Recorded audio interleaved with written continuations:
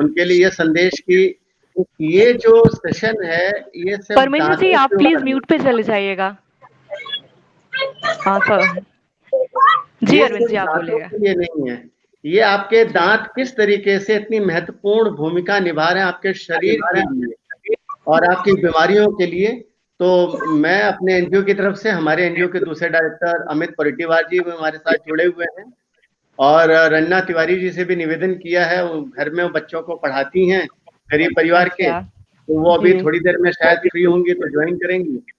Okay तो कहे कि वो जो मजदूरों के बच्चे होते हैं उनको घर पे पढ़ाती हैं, अच्छा बहुत अच्छा काम कर रही हैं। तो इसलिए उनका अभी कब जुड़ना होगा देखते हैं, लेकिन संभवतः वो जुड़ेंगी।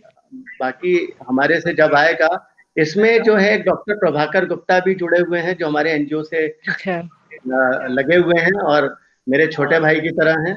काफी लोग इसमें जो हैं जुड़े हैं और मेरा विश्वास है कि 100 लोगों से ऊपर जुड़ने चाहिए, 100 लोग आ जाने चाहिए, लेकिन बिल्कुल देखते हैं, बिल्कुल अगली बार प्रयास करते हैं।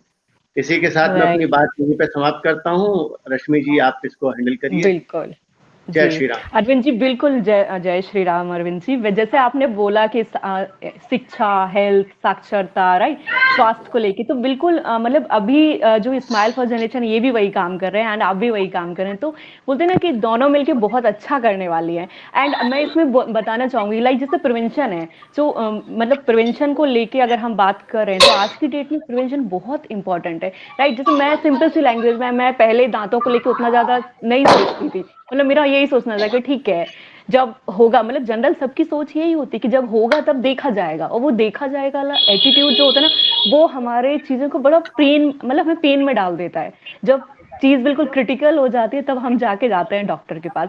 सो इट्स लाइक अगर सिंपल वे में बात करी जाए तो जो प्रिवेंशन होता है ना सिंपल सी बात है जैसे हम सर्विसिंग कराते हैं राइट गाड़ियों की सर्विसिंग हो गई घर को पेंट करा रहे हैं टाइम टू टाइम बट हम अपनी खुद की हेल्थ राइट दांतों को लेके हम कुछ सोचते भी नहीं है हाँ है ना जनरली ऐसे हो ही नहीं पाता है कि दांतों को लेकर लाइक हमें अभी का कुछ टाइम साउंड टू कैसे टाइम है? उसको सर्विसिंग करा रहे हैं है ना। तो वो सब चीजें हो जाती है। मेरा तो मैं साउंड कैसे प्लीज है म्यूट सकता पे चली जाइएगा। It's request video please on कीजिएगा बिकॉज वीडियो अच्छे लगेंगे देखने में जब हम एक दूसरे को देख पाएंगे और आप प्लीज म्यूट कर लीजिएगा ताकि नॉइज ना हो ठीक है। तो मैं वही बता रही थी लाइक जो दांत है हमारे दांतों का अगर मैं सीधा रश्मि बोलूँ कि it's like energy machine kind of thing like so energy machine क्या होती है बेसिकली हम कुछ भी कर रहे हैं लाइफ में दौड़ रहे हैं भाग रहे हैं कुछ काम कर रहे हैं है ना तो उसके लिए हमें एनर्जी चाहिए होती है और एनर्जी जो एक चीज होती है ना वो बेसिकली कहते हैं हम कुछ खाएंगे तभी एनर्जी मिल पाएगी। और खाने के लिए सबसे इंपॉर्टेंट चीज क्या है दांत। अगर दांत ही हमारे नहीं रहेंगी तो हम एनर्जी नहीं ले सकते आई मीन एग्जिस्ट करना मुश्किल हो जाएगा।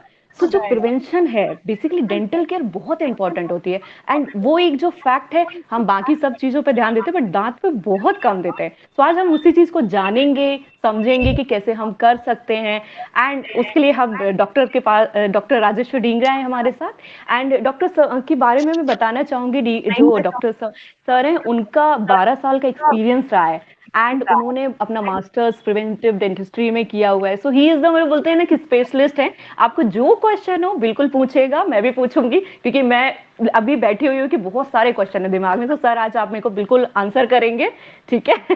तो यस सर ना आपकी अब बोलिए आप क्या बोलना चाहेंगे। Thank you, Rashmi ji. Thank you for such a nice introduction. और आई होप प्लीज वीडियोस अपनी ऑन रखिएगा। हाँ बट आप म्यूट कर सकते हैं क्योंकि ड्यूरिंग बिल्कुल म्यूट कीजिएगा। प्रॉब्लम आती है जी। तो हम लोग स्टार्ट करते हैं प्रिवेंशन डेंटिस्ट्री से, लेकिन उससे पहले हम थोड़ा आगे पीछे घूमते हैं, उससे घूम के फिर मुद्दे पे आएंगे। जैसे हम लोग जुड़े हैं डिफरेंट जगह से। अरविंद तिवारी जी जुड़े हैं। सर आप कहाँ से जुड़े हैं?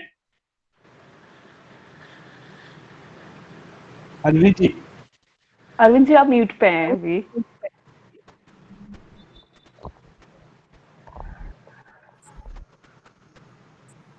Greater Noida Delhi NCR. Okay sir okay. Amit Paritiwar ji जुड़े हुए हैं आपके इस समय सावली गए हुए हैं लेकिन वहां से भी जुड़े हुए हैं वो। ओके रश्मि जी आप कहाँ जुड़े हैं? मैं गुड़गांव से हूँ। गुड़गांव से बहुत बढ़िया। मैं द्वारका से। तो विमलेश जी इसमें गोपीगंज जगन्नाथपुर से जुड़े हुए हैं। अरे वाह जगन्नाथ जगन्नाथपुर, गोपीगंज, ये मिर्जापुर और भदोही के बीच में है। अच्छा अच्छा, ओके। तो कहने का तात्पर्य ये है, तो निचोड़ ये है कि देखिए आज से 10 साल पहले अगर हम बात करें तो हम लोग सोच भी नहीं सकते थे कि टाइम ऐसा आएगा कि हम आमने सामने बैठ के एक डिस्टेंस से हम बात कर सकेंगे। बट देखो आज 10 बिल्कुल। साल के बाद इस एरा में बैठे हैं कि हम लोग बात कर सकते हैं एक डिस्टेंस लखनऊ से भी जुड़े हुए हैं नीता शर्मा जी। एक एक नीता शर्मा जी दिल्ली से भी जुड़े हैं हमारे साथ। लोग अलग-अलग जगह से जुड़े हैं और ये सब कुछ संभव हो पाया है टेक्नोलॉजी से, साइंस एंड टेक्नोलॉजी।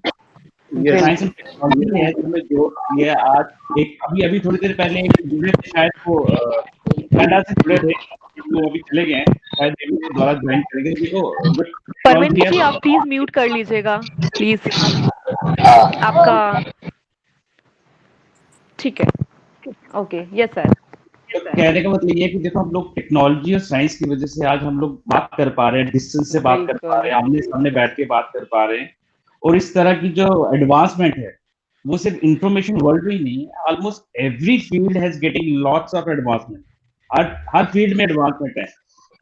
आज ह्यूमन रेस जो है वो मून पे लैंड कर चुकी है, हम लोग मार्स तक पहुंच चुके हैं, वहां से कम्युनिकेट करते हैं अपने रोबोट से। तो ये एडवांसमेंट है। तो उसी तरह से हम जब डेंटिस्ट की बात करते हैं तो डेंटिस्ट्री भी डे बाई डे एडवांस हो रही है, हर चीज हर पहलू उसका एडवांस हो रहा है। बट बिल्कुल। हम आज जो है अगर हमारे दांत नहीं है या फिर हम लोगों को बहुत तरह की डेंटल डिजीज है तो हम उसकी ट्रीटमेंट ले सकते हैं, हम उसको वापस से रिहैब कर सकते हैं अपने आप को। जो हमने खोया वो हम पा सकते हैं। अब डिपेंड करता है कि हम लोगों की सोच कैसी है, हम लोग कहाँ पे एग्जिस्ट करते हैं, हम लोग क्या चाहते हैं। एक है प्रिवेंटिव वर्ल्ड, एक है क्यूरेटिव वर्ल्ड। क्यूरेटिव वर्ल्ड वो है जहाँ हमें ट्रीटमेंट लेने हॉस्पिटल जाना पड़ता है, और दूसरा प्रिवेंटिव वर्ल्ड वो है कि हम घर बैठ के भी बहुत सारी चीजें ऐसी कर सकते हैं जहाँ के हमें क्यूरेटिव वर्ल्ड तक पहुंचना ही ना पड़े। वो छोटा सा एक कोर्सेज बिल्कुल। होगा, मैं उससे बहुत अच्छे से हम लोग डिटेल में समझ लेंगे। हम लोग किस मुद्दे पे आज बात करने वाले हैं, प्रिवेंटिव डेंटिस्ट्री क्या है, क्यूरेटिव डेंटिस्ट्री क्या है, हम लोग इस बारे में आज शुरू कर रहे हैं। और क्यों इसमें बहुत सी कम्युनिटीज को इन्वॉल्व होना चाहिए ताकि हम इसके कुछ पॉजिटिव रिजल्ट जो है बाहर आ सके। एक छोटा सा पहले शेयर करना चाहूंगा अपना एक छोटा सा पोस्ट, और फिर हम लोग बात करेंगे।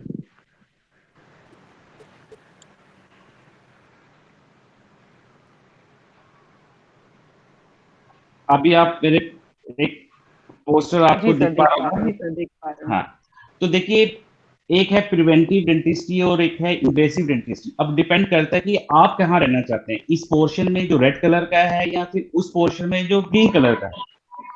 प्रिवेंटिव जी। डेंटिस्ट्री और इसके बीच में हमने बहुत सरल सा एक डिफरेंशिएट किया है ताकि हम इजी इसको समझ सके।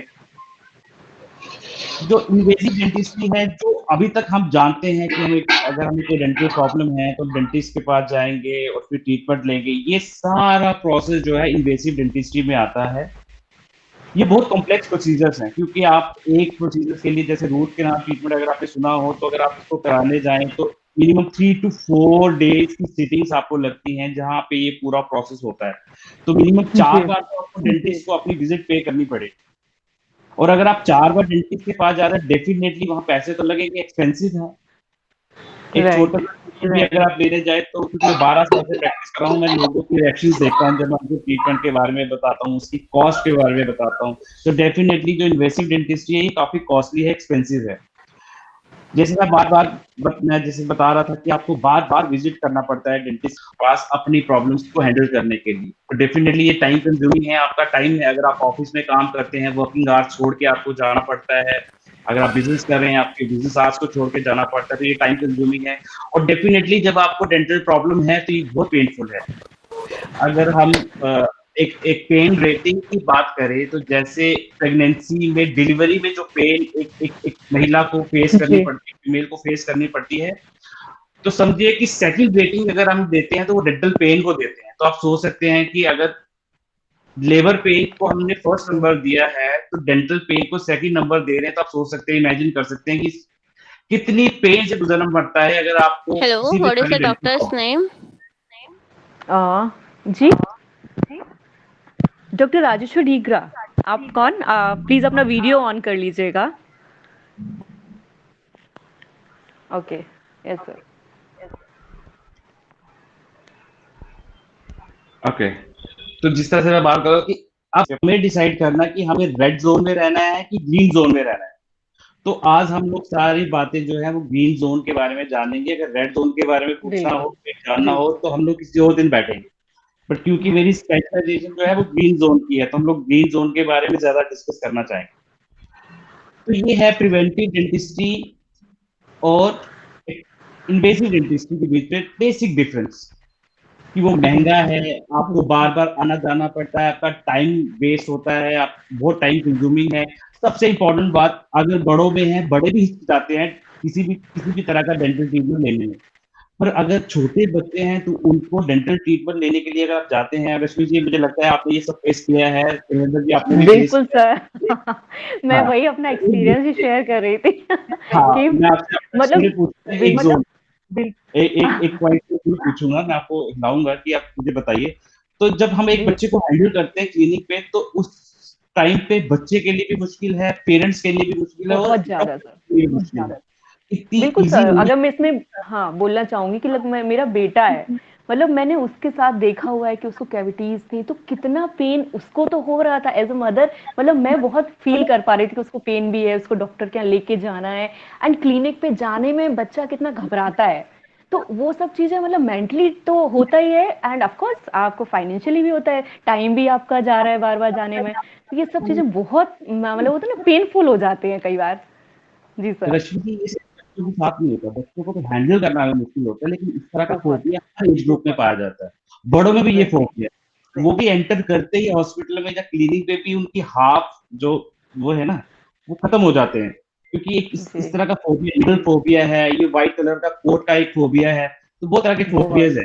तो इन्वेसिव डेंटिस्ट्री में एक बच्चे को हैंडल कर पाना पेरेंट्स के लिए, डॉक्टर्स के लिए और बच्चे के लिए बहुत मुश्किल रहता है। वो अगर उसी तरह हम ग्रीन जोन की बात करें, तो बच्चे बहुत इजीली एक्सेप्ट करते हैं, क्योंकि किसी भी तरह के जी इन्वेजन, बिल्कुल।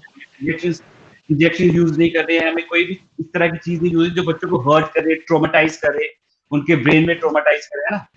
तो ये है डिफरेंस इन्वेसिव डेंटिस्ट्री का और प्रिवेंटिव डेंटिस्ट्री का। मुझे लगता है काफी लोग बिल्कुल हम लोग अब प्रोसीड करते हैं और थोड़ा डिटेल में डिस्कस करते हैं प्रिवेंटिव डेंटिस्ट्री के बारे में। लेकिन प्रिवेंटिव डेंटिस्ट्री जानने से पहले मुझे लगता है कि हमें एक छोटा सा एक हमें ओवरव्यू होना चाहिए कि हमारा दांत की जो बनावट है, जो हमारे दांत का स्ट्रक्चर है, वो दिखता कैसे है, वो अंदर से कैसे बिल्कुल। दिखता है, वो बाहर से कैसे दिखता है, ताकि हम अच्छे से समझ सके कि किस पॉइंट तक हमारी प्रिवेंशन जोन है और कहाँ पे हमारी इन्वेसिव जोन शुरू हो जाती है। तो मैं एक पिक्चर शो करूंगा, एक पिक्चर हम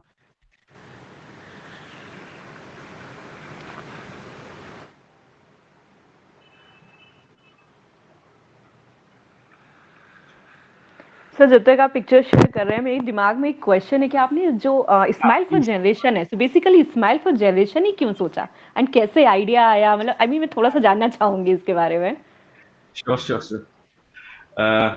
रश्मि जी देखिए, किसी भी चीज की जब हम शुरुआत करते हैं ना रश्मि जी, जी वो शुरुआत होती है और फिर वो हैबिट में बदलती है ना।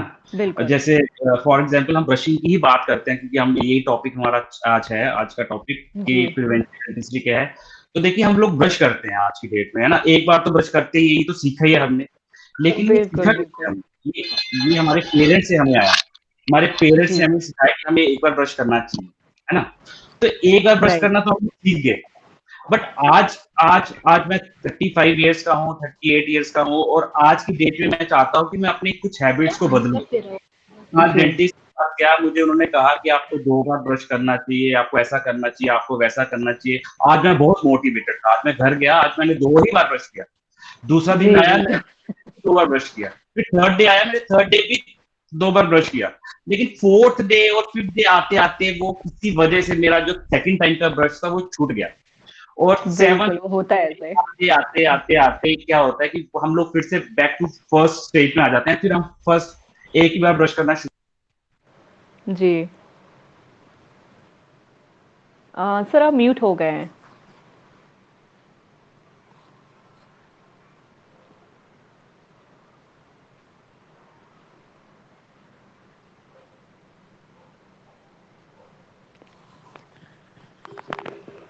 जी सर, सॉरी अब ठीक है। जी तो जी देखिए अभी कि हम लोग एक बार ब्रश करते हैं, ये हमें पेरेंट्स से मिला, लेकिन एक एज के बाद किसी भी हैबिट को अडेप्ट करना और उसको जी, सस्टेन करना, उसको कंटिन्यू रखना बहुत मुश्किल हो जाता है ना? बिल्कुल। तो आज मैंने सोचा कि मैं 2 बार ब्रश करूंगा, कल भी मैंने 2 बार किया, थर्ड डे भी मैंने 2 बार किया, फोर्थ डे आते थे किसी वजह से मेरा सेकंड टाइम की ब्रशिंग छूट गई और 7th डे आते थे मैं भूल गया और मैं बिल्कुल, वापस होता यही है और हमेशा। सबके साथ ऐसा होता है। किसी भी हैबिट को, जी, मैं किसी भी हैबिट की बात कर रहा हूँ, मैं तो अभी एग्जांपल ले रहा था कि ब्रशिंग की, बट हम किसी भी हैबिट की बात कर सकते हैं। बट डेवलपिंग एज होती है, जो हमारे बच्चे, जो उनकी मेंटल डेवलपमेंट स्टेज है, जब वो डेवलप कर रहे हैं अपनी हैबिट्स, अपना अपना करियर में अपनी डेवलपमेंट चल रही है, उनकी ब्रेन डेवलपमेंट चल रही है, उनके हैबिट्स डेवलप हो रहे हैं, बहुत सारी चीजें डेवलप होती हैं। अगर उस बिल्कुल। एज में हम उनके अंदर वो हैबिट इनोकुलेट कर दें जो हमें चाहिए, जैसे 2 बार ब्रश करना चाहिए, जैसे हमें पेरेंट्स से मिला कि हम 1 बार तो करते हैं, पर वही अगर हम 2 बार शुरू कर दें, तो वो बिल्कुल। बच्चा अगर बचपन में सीखता है तो वो उसको पूरी लाइफ तक कैरी रखे, और अगर उसको पूरी लाइफ तक वो कैरी रखेगा तो डेफिनेटली वो नेक्स्ट जनरेशन में भी पास ऑन करेगा, अगली आने वाली पीढ़ियों को भी वही देगा जो हमारे पेरेंट्स ने हमें दिया, एक बार ब्रश करना, वो अपनी पीढ़ी को 2 बार समझाएगा। तो इसलिए जी, हमने जी। इसका नाम रखा स्माइल फॉर जनरेशन। वाह! अगर एक पीढ़ी बदलती है तो उसका काफ़ी इम्पैक्ट इनोवेटिव है हम, ये। बिल्कुल, हाँ, जी। तो आज मैं ये बोला था बैक टू हुँ। दैट पोर्शन कि हम लोग थोड़ा दांत की बनावट के बारे में समझ लें। आई होप आपको दिख पा रही होगी ये इमेज, अभी रश्मि जी? अभी नहीं दिख नहीं, नहीं सर, अभी नहीं दिख रही है। Okay, just wait.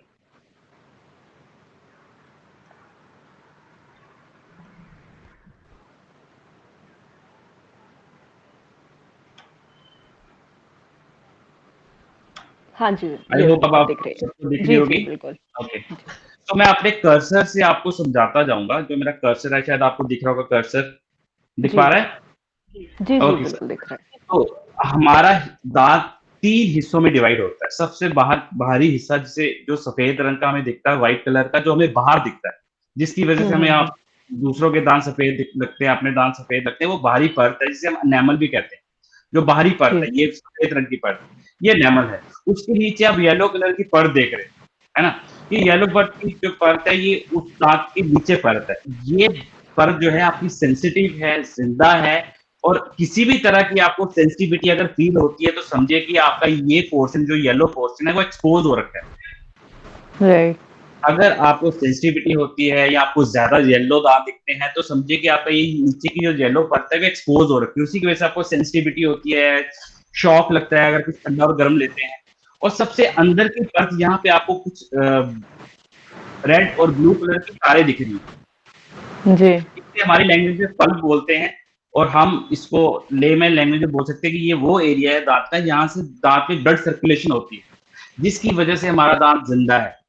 हम कुछ भी हुँ, खाते हैं, चाहे हम कैल्शियम खाएं, दूध पिए, पानी पिए, वो हमारे दांतों को ब्लड सर्कुलेशन से होते हुए दांत को मिलता जाता है, और इसकी वजह से हमारा दांत जिंदा है। इसकी वजह से उसे परसेप्शन मिलती है। अगर आप कुछ भी अपने दांत से गर्म चीज काटें जी। तो आपका दांत, आपका सिर्फ आपका जीभ ही नहीं आपको बताती है, आपका दांत भी आपको बताता है कि आपने कुछ गर्म खाया है। अगर आप ठंडा कुछ खाते हैं तो आपका दांत भी आपको बताता है कि आपने कुछ ठंडा खाया है। वो इसीलिए क्योंकि ये जो एरिया है, इसके बहुत सारे नर्व्स और वेसल्स होते हैं। मैं सॉरी, मैं थोड़ी, मेरी हिंदी वीक है तो मैं इसकी हिंदी अनुवाद नहीं जानता कि नर्व्स और वेसल को क्या कहते हैं, इंद्रियों की क्या कहते हैं। और आप इसको समझ सकते हैं कि ये वो है जहां, जिसकी वजह से आपकी बॉडी में ब्लड सर्कुलेशन होती है। ये वैसे ही है जैसे आपकी आंतड़ियां हैं, जिसकी वजह से आपका एक तरफ से अच्छा खून आता है और दूसरी तरफ से गंदा खून होता हुआ आपके दांत को जी। सारी न्यूट्रिशन देता हुआ चला जाता है। तो ये 3 ओके। हिस्से हैं हमारे दांत के, ये बहुत इंपॉर्टेंट है। अब प्रिवेंशन प्रिवेंशन जो है, वो सारी प्रिवेंशन का जितना भी हम लोग करते हैं, वो सारा इस लेयर पे डिपेंड करता है, जो व्हाइट कलर की लेयर है हमारी, जो अपर मोस्ट लेयर है। अगर अपर मोस्ट राइट। लेयर में है तो हम प्रिवेंटिव मोड में है। अगर ये जितना भी खराब हो जाए, जितना भी सड़ जाए, जितना भी आपको लगे, इस स्टेज तक हम अपने दांत को प्रिजर्व कर सकते हैं, बचा सकते हैं, और प्रिवेंट कर सकते हैं कि डिजीज आगे ना बढ़े। तो ये वही जोन है और सबसे इंपॉर्टेंट जोन है हमारी प्रिवेंशन के लिए। जी। अगर आपका दांत का कीड़ा, वो किस तरह से दिखता है वो मैं अगली स्लाइड्स में आपको दिखाऊंगा, लेकिन इसमें मैं सिर्फ इतना बताऊंगा कि अगर आपका दांत का कीड़ा इस लेयर में है, येलो, सॉरी व्हाइट लेयर में है, व्हाइट वाली लेयर में, व्हाइट जोन में अगर आपका दांत का कीड़ा है तो हम इसको बहुत आसानी से रिमूव करके इसको हम लोग भर सकते हैं और इसी को डेंटल फिलिंग्स कहते हैं। लेकिन सबसे इंपॉर्टेंट बात ये है कि इस जोन में अगर आपके दांत का कीड़ा है तो ये एसिम्प्टोमेटिक है, आपको किसी भी तरह का कोई लक्षण नजर नहीं आएगा। या तो आपको कोई डेंटिस्ट बता सकता है कि आपके दांत में कीड़ा लगा है, या फिर आप सेल्फ अवेयर हैं और आपको पता है कि मुझे, आप सेल्फ डायग्नोस कर सकते हैं, उसे खुद जान सकते हैं, पहचान सकते हैं मेरे दांत में कीड़ा लगा है। क्योंकि इस जोन में अगर आपका कीड़ा है तो आपको किसी तरह का कोई सिम्टम नहीं, ना आपको ठंडा लगेगा, ना आपको गर्म लगेगा, ना आपको मीठा खाने की प्रॉब्लम होगी, आपको कोई किसी तरह का कोई सिम्टम नहीं आएगा। तो इस जोन में अगर आपका कीड़ा है तो या तो आपको डेंटिस्ट बता सकता है या फिर आप सेल्फ अवेयर हैं। लेकिन इसी जोन में अगर हम उसको प्रिजर्व कर लें तो हम अपने दांत की सस्टेनेबिलिटी और उसकी लाइफ को बढ़ा सकते हैं। बट अगर आपका दांत का कीड़ा उसे क्रॉस करके आपकी येलो लेयर में पहुंच जाता है तो रश्मि जी अब आपको थोड़ी थोड़ी हल्की हल्की सेंसिटिविटी शुरू हो जाएगी। आप जी ठंडा बिल्कुल। आपको 1 सेकंड के लिए शॉक लगेगा लेकिन फिर आप सस्टेन हो जाएगा। अगर आप इस टाइम पे लापरवाह रहे कि ये खुद ठीक हो जाएगा, हम इंडिया में सबसे बड़ी प्रॉब्लम है सेल्फ मेडिकेशन। हम लोग केमिस्ट शॉप पे जाते हैं और अतरंग सी चीजें उठा के ले आते हैं, उन्होंने उनको बताया कि मेरे को सेंसिटिविटी हो रही है, उन्होंने उनको पेस्ट दे दी, वो सेंसिटिविटी कुछ दिनों तक सबसाइड होगी, अब उनको सेंसिटिविटी होना बंद होगी, तो उन्होंने पेस्ट दी सेंसिटाइजर, लेकिन इसका मतलब ये नहीं कीड़ा वहीं रुक गया, वो धीरे धीरे बढ़ता जाता है। अगर आपका दांत का कीड़ा येलो लेयर में है और बहुत ही करीब है उस लेयर में जिसे हम पल्प बोलते हैं, जिसे मैं आपको बता रहा हूँ जहाँ पे आपकी नर्व्स और वेसल्स होती है, अगर आपका दांत का कीड़ा बिल्कुल इस लेयर के आसपास पहुंच चुका है, अब आपको एक्सट्रीम सेंसिटिविटी होगी, आप कुछ भी खाएंगे थोड़ी देर के लिए आपको बहुत एक्सट्रीम शॉक रहेगा और आपने पीछे हल्की सी पेन छोड़ के जाएगा जो धीरे धीरे सबसाइड हो जाएगी। उस टाइम पीरियड में भी हम दांतों की फिलिंग करा सकते हैं, लेकिन वो बहुत इंटेंसिव होती है, थोड़ी कॉस्टली होती है, टाइम कंज्यूमिंग होती है और आपको 2-3 बार लेकिन बट वही है सर, अभी कोई मतलब बोलते हैं ना कि इग्नोर बहुत हो जाता है, जब तक बोलते हैं ना पेन इतना ना हो कि हम सह नहीं पा रहे हो ना, तब तक डॉक्टर की विजिट ही नहीं होती है। तो जनरली वही चीज होती है कि प्रिवेंशन का तो ठीक है, ट्रीटमेंट पे ही लोग जोर देते हैं ना कि जब होगा तब देखा जाएगा वाला। तो बिल्कुल आपकी बात सही है। बिल्कुल रजनी, मैं 12 साल से प्रैक्टिस कर रहा हूँ और पिछले 12 साल में मैंने इंडिया में हम लोग तब तक डॉक्टर की सेवाएं नहीं लेते हैं जब तक कि हमें अति ना हो जाए, तब तक कि वो हमें इतना परेशान ना कर दे कि अब हमसे रहा नहीं जा रहा, और तभी हम लोग डॉक्टर के पास अप्रोच करते हैं। तब तक पहले आप मानो या ना मानो, लेकिन जो हमारा डेंटल सेगमेंट है ये सबसे नेग्लेक्टेड पार्ट है हमारी बॉडी का, हम इससे नहीं डरते हैं। हमारी बॉडी में किसी और जगह पे पेन होगा तो हम तुरंत डॉक्टर के पास भागेंगे और चाहेंगे कि हमें आज ही ट्रीटमेंट मिल जाए, हमें डर लगा रहता है, कि कुछ और ना हो जाए, हमारी हेल्थ से रिलेटेड कुछ और ना हो जाए, है ना। लेकिन दांत का एक ऐसा दर्द है कि अगर हमें दांत में दर्द होगा तो हम इतनी परवाह नहीं करते, हमें लगता है कि हल्का सी तो है, कोई बात नहीं, देख लीजिए। पेन किलर, लोग तो पेन किलर ले लेते हैं कि ठीक है अभी के लिए हो गया, बहुत ज्यादा दर्द हुआ तो निकलवा लेंगे, एक ही तो है, 32 दांत एक चला जाएगा तो क्या होगा। तो इस तरह का एटीट्यूड से ही हमारे इंडियन जो पीपल है वो मिडिल एज क्रॉस करते 50s तक आते आते अपने आधी डेंटिस्ट्री खो देते हैं, उनका लॉस हो जाता है। तो वो ना हो, इसीलिए हम लोग प्रिवेंटिव डेंटिस्ट्री के ऊपर ज्यादा फोकस कर रहे हैं कि अगर हम चाहें तो हम उस इन्वेसिव केयर को छोड़ के पीछे प्रिवेंटिव डेंटिस्ट्री पे अगर रिलाई करें तो हम अपने दांतों के साथ एक लंबा लाइफ स्पैन जो है स्पेंड कर सकते हैं। बट उसके लिए अवेयरनेस चाहिए, लोगों में जागरूकता चाहिए, हम जैसे लोग ज्यादा से ज्यादा कम्युनिटीज में जाएं, आप जैसे लोग जिन्होंने ऑर्गेनाइज किया है, आप इसे होस्ट कर रहे हो, अरविंद जी भी इस बात से सहमत होंगे, लोगों में पहुंचे, जितना एटीट्यूड हम बदल सकते हैं उतनी जल्दी हम, क्योंकि ये छोटा टास्क नहीं है रश्मि, ये बहुत बड़ा टास्क है। अवेयरनेस, एटीट्यूड बदलना लोगों का सबसे मुश्किल काम है, और उस एटीट्यूड को बदलने के पीछे थोड़े से पैसे लगे हो फिर तो बहुत ही मुश्किल है। बिल्कुल, और उस चीज को बोलते हैं ना कंटिन्यू करना बहुत मुश्किल है। स्टार्ट तो हो जाता है बट लोग जनरली उस चीज को ग्रास्प नहीं कर पाते कि आगे मतलब कंटिन्यू वो प्रोसेस चलती रहे। रश्मि जी, आपने जैसे कहा भी बहुत एक महत्वपूर्ण बात कही जी, अभ्यास, आदत। जी डॉक्टर राजेश्वर भी बोल रहे थे हैबिट। अगर हैबिट पे हम ध्यान दें, इसकी स्पेलिंग पे, अगर एच हटा दें अब बिट रिमेन्स, ए भी हटा दें तो बिट रिमेन्स, बी भी हटा दें तो bit remains. It is just a matter of making habit. जी राजेश जी। मैं क्या आई भी हटा दो, टी चाय पियो फिर, और उसके बाद ब्रश स्टार्ट करो। बट उसके लिए दांत बिल्कुल सही होने चाहिए हमारे, तब टी का मजा आएगा। तो इसीलिए जो मैं आपकी जो बात को थोड़ा सा मैं 1 मिनट लूंगा खाली, जी इसीलिए बिल्कुल हम सर। लोगों ने वेबिनार रखा है सब लोगों के लिए, और मैं चाहता हूं कि अगले वेबिनार में आप सब लोग औरों को जोड़ें। कारण जी ये है कि हम ये चाहते हैं लोगों की आदत बने। बिल्कुल। क्यूरेटिव की जगह प्रिवेंटिव अगर काम हो तो ज्यादा अच्छा होगा, जैसा कि डॉक्टर राजेश्वर जी ने बताया था, और रश्मि जी जी मेरे को लगता है बहुत अच्छे से इसको सपोर्ट कर रही हैं। हम लोग आगे बढ़ते हैं उस पे। बिल्कुल बिल्कुल। रश्मि जी बुक भोगी हैं सर, इन्होंने वो झेला है इसलिए सीखा है। बिल्कुल, ये आप हम बिल्कुल सही बात कह रहे हैं। हम जब तक झेलते नहीं है सीखते नहीं है। हाँ, तो मैं इसीलिए हम वही चाहते हैं चाहती हूँ कि झेलने को ताकि पहले लोगों सीखें को लोग। झेलना ना पड़े, वो पहले ही प्रिवेंशन पे ले लें, इतना ज़्यादा फोकस करें कि उनको वो चीज़ होता है ना, वो दर्द। मैं वही बता रही थी ना कि इम्पोर्टेंट और क्रिटिकल चीज़ें जब हो जाती हैं, इम्पोर्टेंट होता है कि जब तक ठीक है, इम्पोर्टेंट है तो हम उसको इतना नहीं करते, लेकिन जब वो एक ऐसे उस पर पहुंच जाता है ना कि बिल्कुल क्रिटिकल हो गई कंडीशन, कि अब तो बस करवाना ही पड़ेगा, आर या पार वाली कंडीशन जो बोलते हैं ना, मतलब तब तक लोग नहीं सुनते। इंडिया में इन जनरल है, ऐसा माइंडसेट है। तो मैं उसी चीज़ को थोड़ा सा अगर हम लोग चेंज कर पाए मिलके तो बहुत अच्छा लगेगा। जी सर। बिल्कुल बिल्कुल। माइंडसेट से ही बात शुरू करेंगे, माइंडसेट पे छोड़ा, माइंडसेट पे जी शुरू करेंगे। माइंडसेट इसलिए भी है हमारी कंट्री है क्योंकि हम लोग एजुकेटेड नहीं है। जिस कंट्री बिल्कुल। की 85% पॉपुलेशन जो है वो इलिटरेट है, एजुकेटेड नहीं। सिर्फ नाम लिखने से एजुकेशन, हम लोग तो ये मानते हैं कि जो नाम लिख लेता है, पढ़ लेता है, वो एजुकेटेड है, बट एग्जैक्टली वो जी एजुकेटेड नहीं है। मुझे इस तरह की एजुकेशन अटेन करने में कई साल लग गए, है ना। और जी सिर्फ डेंटिस्ट्री के बारे में सीखना, उसके अलावा कुछ नहीं सीखना, ये भी मेरी ड्यूटी, वो भी ठीक नहीं है। मैं डेंटिस्ट्री फील्ड का हूँ, मुझे ये तो सीखना ही था, लेकिन उसके अलावा बहुत सी चीजें हैं। ये पूरा वर्ल्ड जो ओपन है, इतनी नॉलेज है, आप जितनी ग्रैब कर सकते हो कर सकते हैं। एजुकेशन बहुत इंपॉर्टेंट है।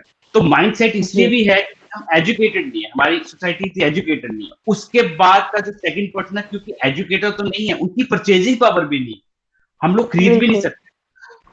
हमेशा डेंटल डिजीज का बर्डन जो सबसे ज्यादा है वो है मिडिल क्लास पे, लो मिडिल क्लास पे, और बीपीएल पे तो है ही है। जो लो हम्म। पॉवर्टी लाइन है उनपे तो है ही है। मिडिल क्लास और लो मिडिल क्लास में भी बहुत बर्डन है। अगर एक इंसान है 30-40 थाउजेंड पर मंथ कमाता है, मुझे नहीं लगता कि वो अचानक, क्योंकि मैं रोज देखता हूँ, फेस करता हूँ, उनको एक ट्रीटमेंट कराने के लिए 10 बार सोचना पड़ता है कि मैं इसमें इन्वेस्ट करूँ, क्या मुझे ये दाम बचाना चाहिए, क्या मुझे ये आगे जाके फायदा देगा, मुझे काम आएगा। जी फाइनेंशियल प्रॉब्लम, अभी तो ये मान के चलो कि आउट ऑफ इंडिया अगर हम वेस्टर्न वर्ल्ड की बात करें तो वहां डेंटिस्ट, हमारे जैसे इंसान डेंटल ट्रीटमेंट नहीं ले सकता, क्योंकि रूट केनाल ट्रीटमेंट में थोड़ा कंपैरिजन करके बताता हूँ। रूट केनाल ट्रीटमेंट अगर आप यूएस में, हम इतनी भी दूर नहीं जाएंगे, हम सिंगापुर नहीं चले जाते हैं, सिंगापुर में जैसे इन जगहों डेवलप कंट्रीज में जाके कराते हैं, तो आपको रूट केनाल का कॉस्ट पड़ता है 1 लाख से लेकर 2.5 लाख के बीच में, रूट केनाल का अच्छा। ट्रीटमेंट इंडियन करेंसी में। इंडिया में जी आपको 3,000 का मिल जाता है, 3,000 में आप अपना ट्रीटमेंट करा सकते हैं रूट केनाल। बट बिल्कुल। 3,000 भी खर्चने से पहले हमारे यहाँ के लोग 10 बार सोचते हैं, वो उनका कसूर नहीं है। एक तो माइंडसेट, क्योंकि वो उस तरह का एजुकेशन लेवल नहीं है, और सेकंड परचेजिंग पावर। अगर आप कमाएंगे जी नहीं, आप परचेजिंग पावर नहीं है, तो आप सारी पहले और चीजों को प्रायोरिटी देंगे, उसके बाद अगर कुछ बचता है तो फिर हम दाम देखेंगे। जी कई कई बार तो मैं आपको एक अपने पेशेंट की बात बताता हूँ। वो बैंक में मैनेजर थे, उन्होंने पीएनबी बैंक में उन्होंने जॉब करी पूरी लाइफ उन्होंने स्पेंड करी, लेकिन उन्होंने 1 रुपया अपने दांतों पे नहीं खर्चा। जब वो रिटायर हुए 60 की एज में, फिर 2 साल जब उन्होंने पोस्ट रिटायरमेंट अपना टाइम स्पेंड करना शुरू किया, जब वो कुछ खा नहीं पीता, उनको लगता था कि अब तो मैं आराम से बैठ के जीऊंगा अपनी लाइफ को, अपने बच्चों को जी। देखूंगा, पर पोतों को देखूंगा, उनके साथ खेलूंगा, लेकिन मैं खाऊंगा नहीं। ऐसा तो नहीं हो सकता। पोस्ट बिल्कुल, रिटायरमेंट एनर्जी दो कहाँ से साल मिलेगी। बीतने के बाद, हाँ पोस्ट लाइफ 2 साल स्पेंड करने के बाद उनको रियलाइज हुआ कि मैंने अपनी लाइफ में इतनी मेहनत करी, इतना काम करा, अपने बच्चों को पाला, उनकी शादियां करी, उनको पढ़ाया, उनको यहाँ तक पहुंचाया, उनकी जी थर्ड जनरेशन शुरू हो गई है। अब मैं सोच रही थी कि मैं एंजॉय करूंगी, लेकिन मैं कर कैसे रही हूँ, मैं खा तो पाती नहीं, और मैं खाने के लिए तो जी बिल्कुल। रही हूँ। मैंने पूरी ओके। लाइफ अपने आप को डाइटिंग पे रखा, ये रखा वो रखा, लेकिन मैंने कुछ खाया नहीं। और अब मुझे लग रहा है कि अब मैं कर कि क्या जब रही हूँ। मौका है। वो 62 साल की उम्र में उन्होंने 4 लाख रुपए खर्च कर, वो खर्च सकते थे, 4 लाख खर्च कर बिल्कुल। उन्होंने अपने आप को फुल रिहैब कराया। लेकिन देखिए 62 की लाइफ में लेकिन झेल रहे थे वो जब वो 35-36 साल के थे। तो जिंदगी के 30 से 35 साल उन्होंने वैसे ही गुजार दिए। उन्होंने वो तो ठीक है कि जब जागे वही सवेरा, हम 60 साल की उम्र में जागे, मेरे लिए वही सवेरा, मैं वहां जागी तो मैंने कराया।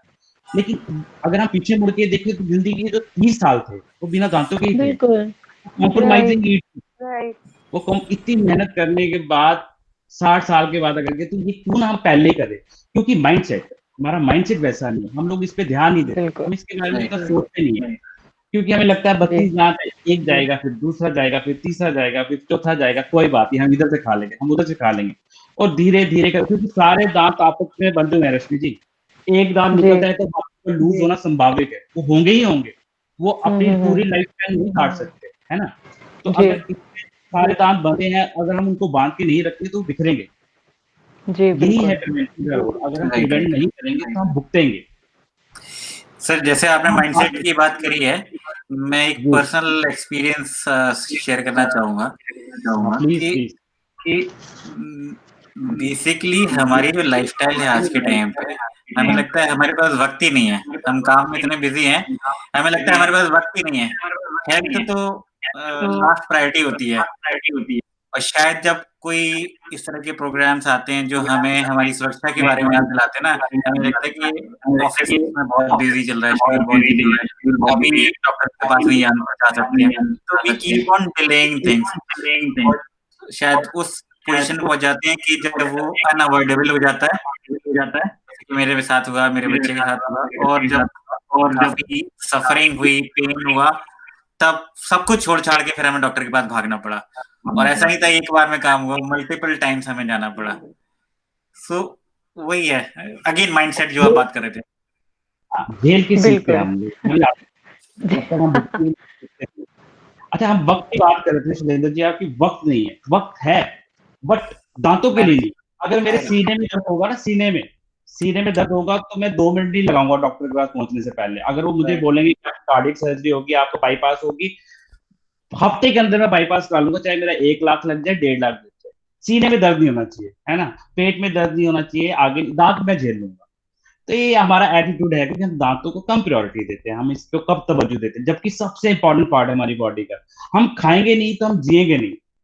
हमें कुल मिलाकर 200 से ज्यादा न्यूट्रिएंट चाहिए, माइनर मेजर सब मिलाकर, इससे भी ज्यादा। जब तक हम रोटी को अच्छे से चबाएंगे नहीं, वो रोटी तब तक चबेगी नहीं आपके थूक के साथ, मतलब आपकी लाल, उसके अंदर ही आपके सबसे ज्यादा डाइजेस्टिव एंजाइम, जो पाचक तत्व है ना आपके, सबसे ज्यादा आपके थूक के अंदर ही है।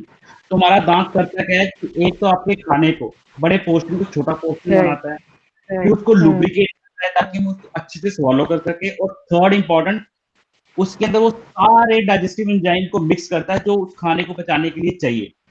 हमारे बिल्कुल सर, जैसे मैं बता रही थी ना कि लाइक जैसे दांतों का मतलब जो प्रिवेंशन को लेके हम बात कर रहे हैं, so it's like basically servicing kind of, हमें टाइम टू टाइम अपने दांतों की सर्विसिंग भी करानी चाहिए। हम गाड़ियों की कराते रहते हैं कि भाई उसको कुछ होना नहीं चाहिए, जबकि वो तो हम दूसरी ले भी सकते हैं, बट हमारी जो हेल्थ है वो हम प्रायोरिटी कहीं ना कहीं मिस कर देते हैं। तो ये चीज़ बहुत होती है कि हमें बिल्कुल होते ना उस चीज़ को फॉलो करें, रूटीन चेकअप होना चाहिए कि हर आप थोड़े थोड़े टाइम बाद आप कर रहे हो। आप इस पे सर क्या कहना चाहेंगे, मतलब कितना इंपॉर्टेंट है कि हम टाइम टू टाइम ये चीज़ कराएं? ये बहुत इंपॉर्टेंट रश्मि जी, यही माइंडसेट की बात है कि पहले हमें, अगर हम एजुकेटेड है तो हमें डिफरेंशिएट करना पड़ेगा कि नेसेसिटी क्या है और एसेसरी क्या है। गाड़ी की इंपॉर्टेंट है बट वो एसेसरी नहीं, वो एसेसरी है। दांत की सर्विस नेसेसिटी है, ये हमें जरूरत है। गाड़ी हम बड़ी से छोटी ले सकते हैं, कुछ और ले सकते हैं, कि दांत हमारे जो हैं वो हमें तब तक चाहिए जब तक हम जीने वाले हैं।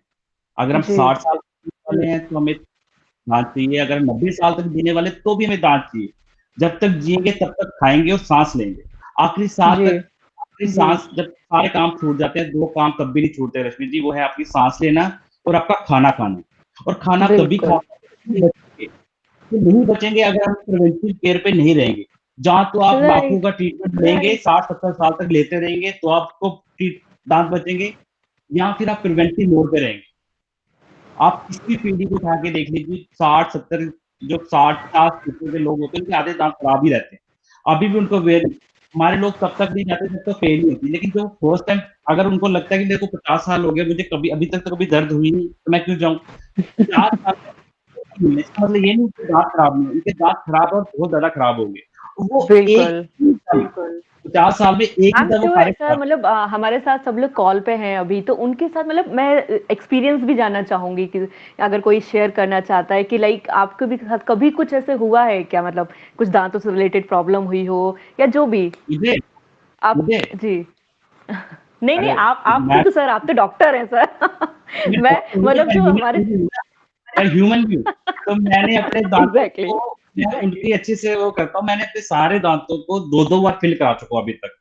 जी एट द एज ऑफ 40 मैंने अपने सारे दांतों को 2-2 बार फिल करा चुका हूँ और ये प्रोसेस कंटिन्यू रहेगा। फिलिंग जी कराना दांतों की ये कोई ट्रीटमेंट नहीं है, ये प्रिवेंटिव ही है, प्रिवेंशन ही है। दांत अगर आप जी इस्तेमाल करोगे, अपने दांतों से खाना खाओगे तो उनको कुछ ना कुछ खराबी तो होगी। वो खराबी अगर होती है तो आप उसको जाइए, फिलिंग कराइए, अपने दांतों की स्केलिंग कराइए, ये प्रिवेंशन ही है। तो ये प्रिवेंशन मोड में रहेंगे तो आपको क्यूरेटिव नहीं लेना पड़ेगा, आपको रूट कैनाल नहीं कराना पड़ेगा, आपको कैप नहीं करानी पड़ेगी, आपको दांत नहीं लगवाने पड़ेंगे, आपको सर्जरीज नहीं करवानी पड़ेगी। पर अगर प्रिवेंशन मोड छोड़ी तो फिर ये सब कुछ झेलना पड़ेगा। और अगर सब कुछ झेलेंगे तो पेन झेलेंगे, एक्सपेंसेस झेलेंगे, टाइम वेस्ट होगा वो झेलेंगे, सब झेलेंगे। लेकिन अगर आप ग्रीन जोन में रहेंगे तो इन सब चीजों से बच सकते हैं। तो मैं भी ह्यूमन बीइंग हूँ, मुझे भी उतनी प्रॉब्लम होती है जितनी सबको होती है। जी आप भी वैसे ही बने जैसे आपके बने हैं, सबकी एक जैसी फॉर्मुलेशन है, सबके खराब होंगे और सबको ही फेस करना पड़ेगा। तो हम लोग बात डॉक्टर करते राजेश्वर, ग्रीन जोन एक बार फिर से दिखा दीजिए लोगों को। हैं जी सर। हाँ हाँ बिल्कुल बिल्कुल। ग्रीन ग्रीन जोन जोन एक बार फिर से दिखा दीजिए।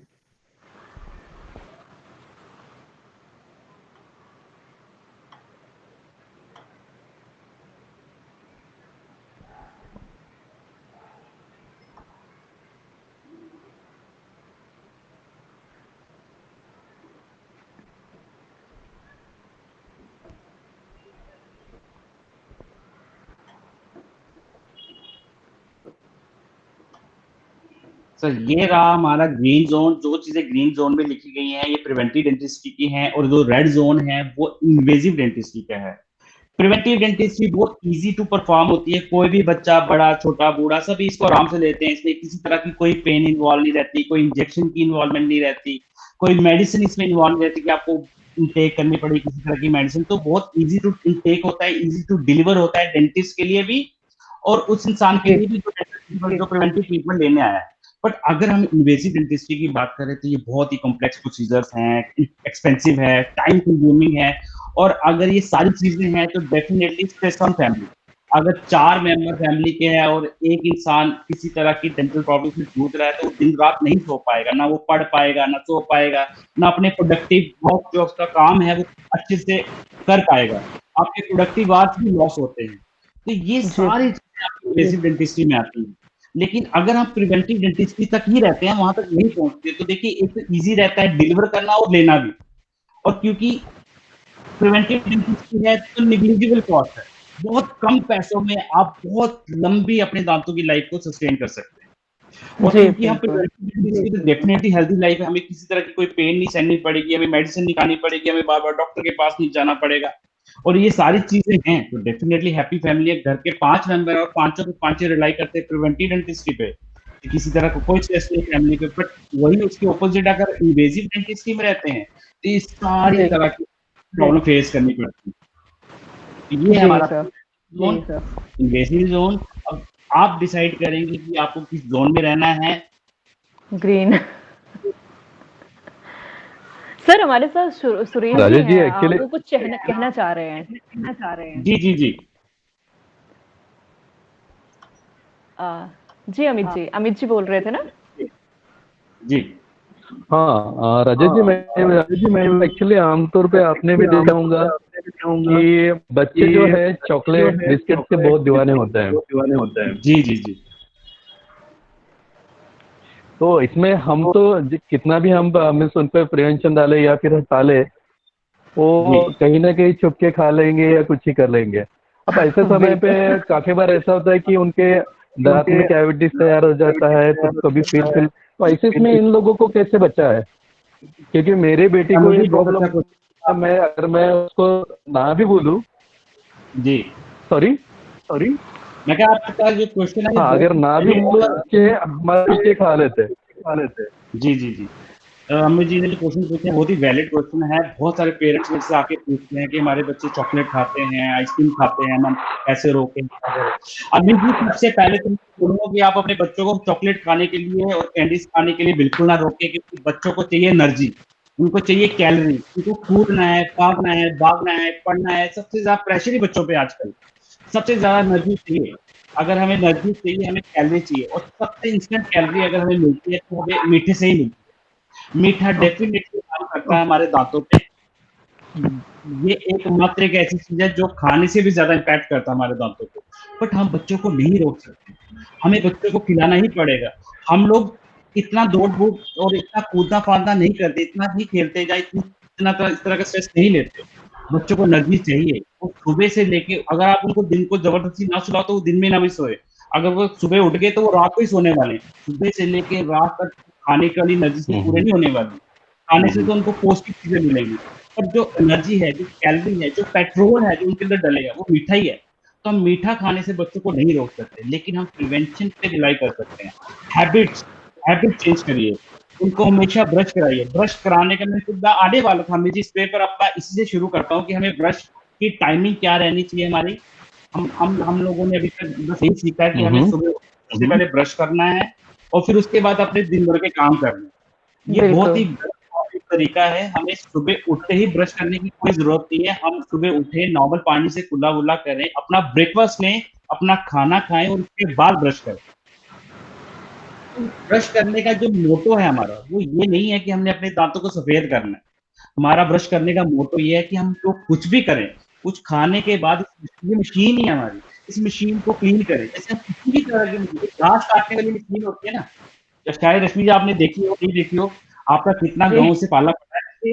हाँ, तो जो घास काटने की मशीन होती है, एक एग्जांपल दे, घास काटने की, उसको भी यूज करने के बाद वो किसान उसको धोता है ताकि उसको रस ना लगे, जो रेमनेंट्स है, घास के रेमनेंट्स उसके साथ जुड़ के सूख ना जाए। तो वैसे हमारे दांत हैं, वैसे ही कटिंग मशीन है ये खाना काटने की मशीन है। खाना काटेंगे तो छोटे छोटे फूड पार्टिकल्स हमारे दांतों को स्टिक हो जाएंगे। ये पार्टिकल्स स्टिक नहीं होने चाहिए। यही कारण है जिसकी वजह से हमारे दांतों को, हमारे मसूड़ों को प्रॉब्लम शुरू होती है।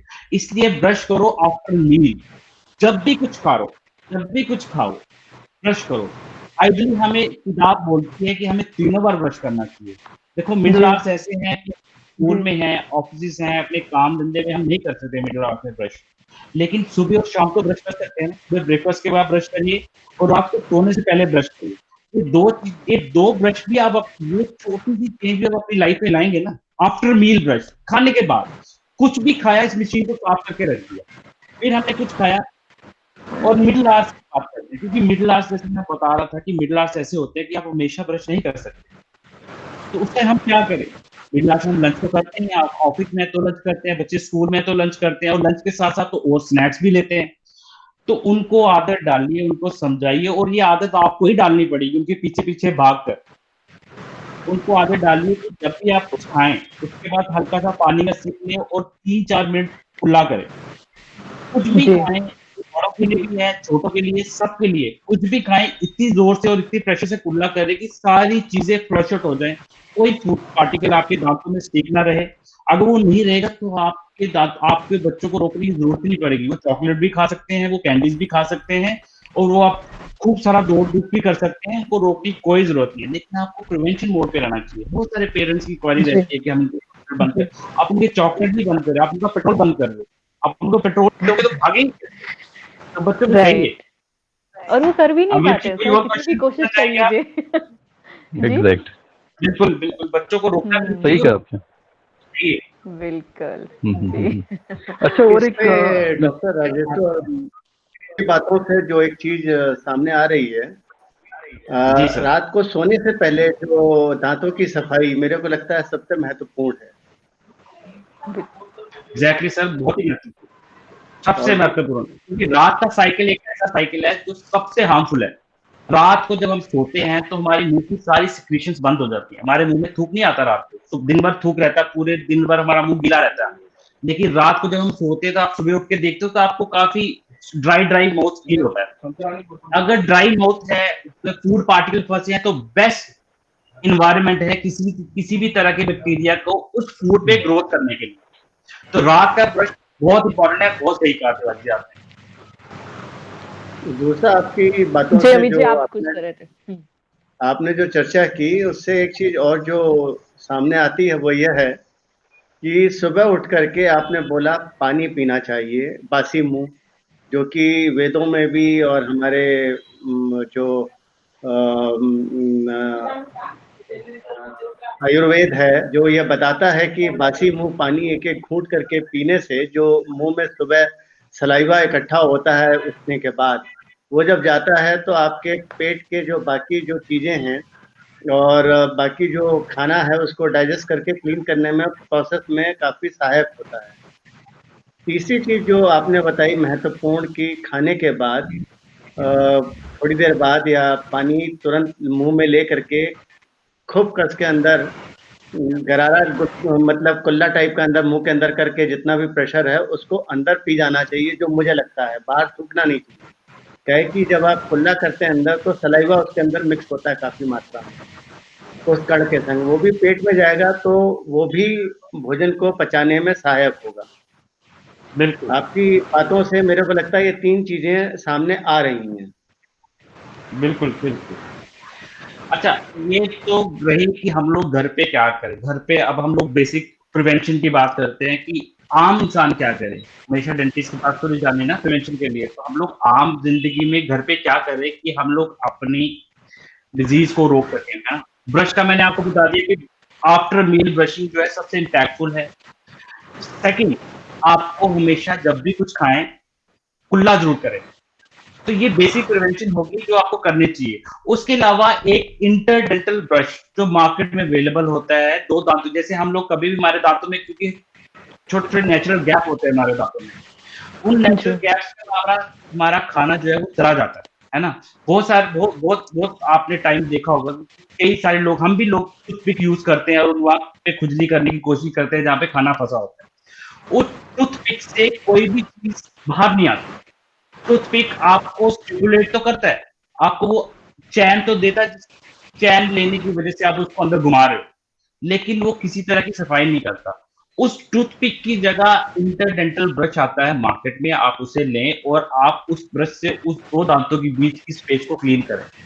क्योंकि आपका जो नॉर्मल ब्रश है वो बाहर की सतह पे रहता है, जैसे ये है जी अगर आप इसे देख पा रहे हैं, ये छोटा जबड़ा है, शायद थोड़ा ट्रांसपेरेंट सा है, दिख पा रहे हैं आप? जी जी सर, दिख रहे हैं, बिल्कुल बिल्कुल ओके। दिख रहा है।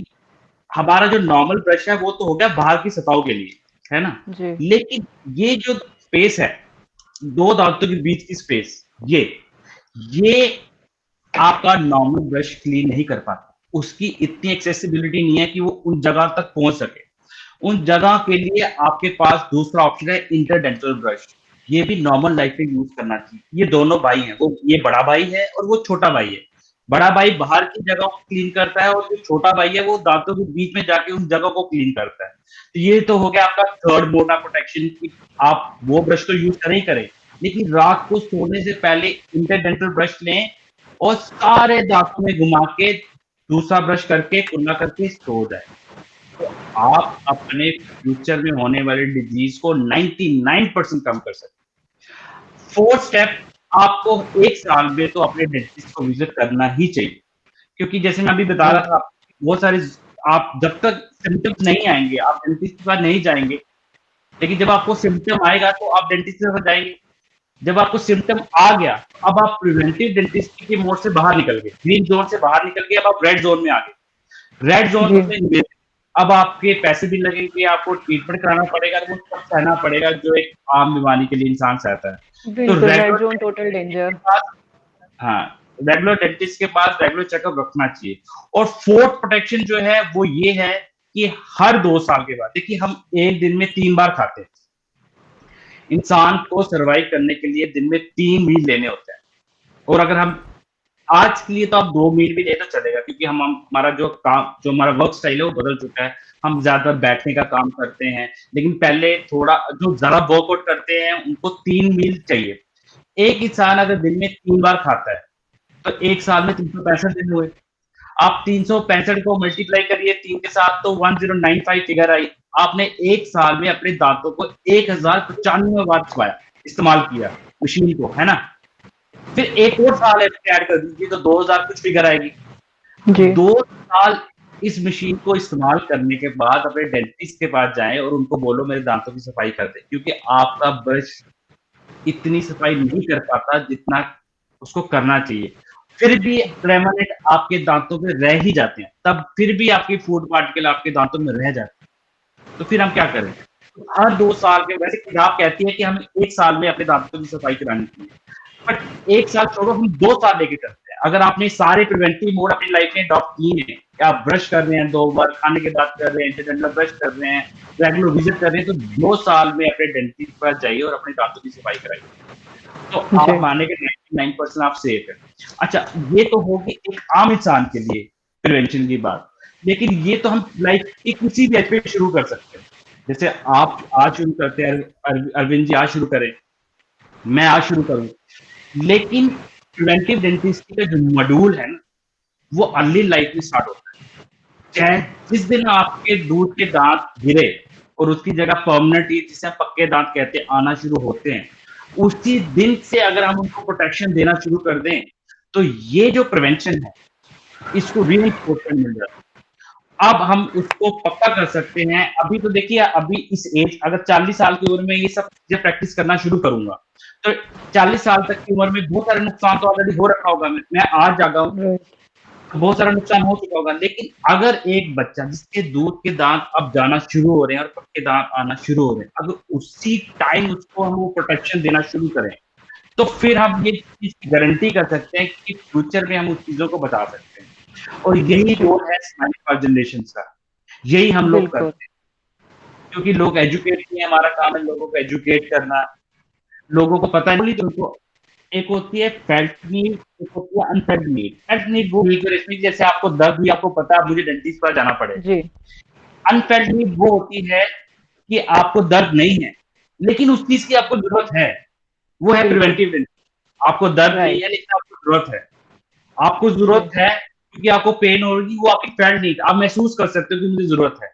लेकिन अनफेल्ट नीड वो है कि आपको जरूरत है बट आपको पता नहीं।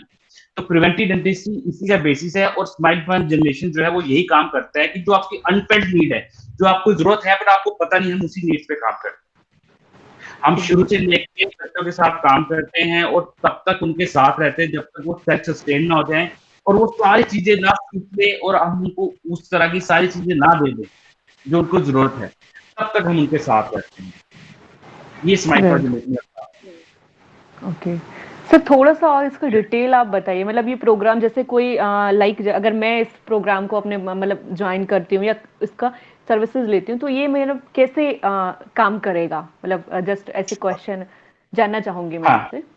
देखिए 6 साल की उम्र ऐसी होती है हमारे बच्चों की जब उसके दूध के दांत आना शुरू होते हैं और पक्के दांत आना शुरू होते हैं। ठीक, दूध के दांत भी उतने ही इंपॉर्टेंट है जितने पक्के दांत।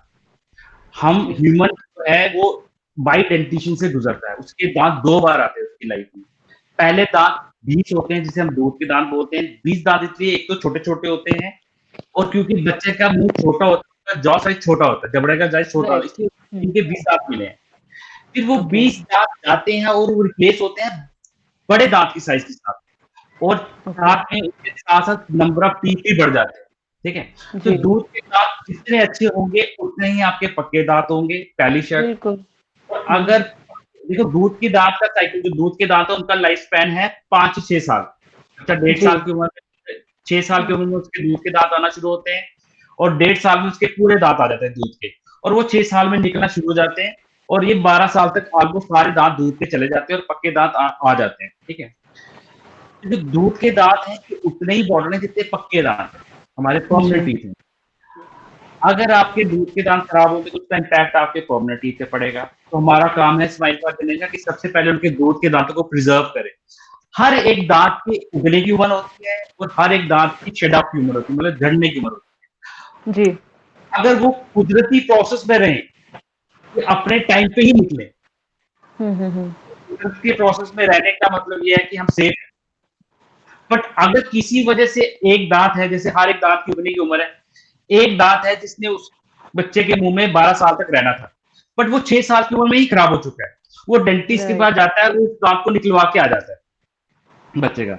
अब क्या होगा रश्मि जी कि अब उस दांत को 12 साल तक अपनी सेवाएं देनी थी, लेकिन अब वो 12 साल की बजाय वो 5 साल में ही काट दिया गया। अब क्या बिल्कुल होगा, जिस दांत ने 6 साल की उम्र में आना था, वो अपने आगे वाले दांत को कुछ नहीं करेगा, वो उस खाली स्पेस में निकल आएगा जो हमने वक्त से पहले ही निकाल दिया था। तो जी एक दांत का पैटर्न अगर बिगड़ता है, एक दांत का पैटर्न बिगड़ा, तो सारे दांत टेढ़े मेढ़े हो जाएंगे, टेढ़े मेढ़े यहीं से बिल्कुल शुरू होते हैं। बिल्कुल तो दूध के दांत राइट उतने ही परमानेंट। अच्छा, बिल्कुल जो दूध के दांत है उनका लाइफ स्पैन तो कम है, 6 से 10 साल के बीच का लाइफ स्पैन है, 21 सालों तक रहते हैं। उसके बाद आपके जो पक्के दांत है वो आपके साथ जिंदगी भर रहने वाले हैं। जी जी तो जी अगर उसकी जिंदगी भर रहने वाली है तो उसकी सर्विस एक अर्ली लाइफ में करना शुरू कर दें हम लोग, तो तभी हम बिल्कुल लोग जितनी कर जल्दी पाएंगे। उतना अच्छा है ना, बच्चों में जितनी जल्दी आदत पड़ेगी वो अगली पीढ़ी में भी पास हो जाएगा। बिल्कुल बिल्कुल। और अभी तक मैं प्रिवेंशन की बात कर रहा था कि आपको प्रिवेंशन करनी चाहिए, फिलिंग करानी चाहिए, स्केलिंग करानी चाहिए, आपको राइट डेंटिस्ट के पास जाना चाहिए, लेकिन बच्चों में थोड़ी सी प्रिवेंशन मॉड्यूल डिफरेंट है। बच्चों में पिट एंड फिशर सीलेंट्स आते हैं रश्मि जी। पिट एंड फिशर सीलेंट्स ये होते हैं कि हमारे दांत का एक हिस्सा ऐसा होता है जहां से कीड़ा लगना शुरू होता है, उसको बोलते हैं फिशर्स, जी वहीं से कीड़ा बिल्कुल लगना शुरू होता है। तो हम लोग क्या करते हैं, जैसे ही वो दांत बच्चे के मुंह में उगता है, हम उस जगह को रेजिन से ब्लॉक कर देते हैं। ओके और जैसे हम उस रेजिन से ब्लॉक करते हैं, अब उसकी सड़ने की संभावना जो है वो बाकी दांतों से कम हो जाएगी। कम हो जाते 70 to 80% प्रोबेबिलिटी आपने खत्म कर दी उसके सड़ने राइट की। फिर उसके बाद होता है फ्लोराइड एप्लीकेशन। फिर उसको वो करने के बाद हम दांत के जो स्ट्रक्चर को और मॉडिफाई करके और स्ट्रॉन्ग बनाते हैं। जी ठीक है, तो वो होते हैं fluoride application, pit and fissure sealant. और तीसरा, आपने 80% प्रोबेबिलिटी खत्म कर दी दांत सड़ने की, 20% बची, 20% आपने बाकी प्रिवेंशन आप फिलिंग कराते रहते हैं, टाइम टाइम आप स्केलिंग करा रहे हैं, आप ब्रश कर रहे हैं, तो आपने 20% भी खत्म कर दिया, आप 100% सेफ हो गया। राइट राइट बिल्कुल सही ये है बिल्कुल कैट सर प्रिवेंशन। जी जी जी राइट मतलब काफी अच्छा लग रहा है सर ये बात करके, बिकॉज कुछ नई चीजें हैं जो डॉक्टर शायद जानने राजेश्वर, को मिल रही हैं। जी अरविंद जी आपसे एक रिक्वेस्ट है कि जो इंटरडेंटल ब्रश आप बात कर रहे थे, जी दांतों के जी बीच की सफाई करने वाले छोटे भाई की, क्या हाँ उसे जी, दिखा पाएंगे लोगों को? मैं कोशिश करूंगा कि मेरे पास हो वो, क्योंकि मैं बांटता रहता हूँ, लेकिन आप वो इजीली अवेलेबल है मार्केट में। आप इंटरडेंटल नहीं, ब्रश बोल रहे हैं, आप किसी भी केमिस्ट शॉप पे नहीं, मिल आप जाएगा। वो दिखा देंगे तो कहे कि हमारे ग्रुप में मध्य हाँ जी, प्रदेश गुना से भी लोग जुड़े हुए हैं। अरे वाह मध्य और प्रदेश से भी ये अजय लोढ़ा जी जो सामने हैं, अजय लोढ़ा जी, ये रूप सिंह लोढ़ा हैं। जी और इसी तरीके से रविंद्र सिंघल जी मुंबई से जुड़े हुए हैं। ओके तो हाँ जी। काफी इधर उधर से सर, लोग जुड़े हुए, हमारे एनजीओ ये से जुड़े हुए हैं इस, ये लोग। जी, तो ये कुछ कुछ इस तरह से दिखता है, ओके देख पा इस रहे पे हैं आप? जूम करिएगा। ये जो, हाँ, हाँ, अभी दिखे। हाँ, ये ब्रिसल्स हैं। इसको यूज कैसे करना, देखिए हमारे दांतों में एक स्पेस है, ये हर दांत में आर पार चला जाता है, अच्छा हर दांत में, हाँ, हर दांत में, हर दांत में ये आर पार चला जाता है, इसको हम इंटरडेंटल ब्रश बोलते ओके गुड, एक नई चीज हमने देखी।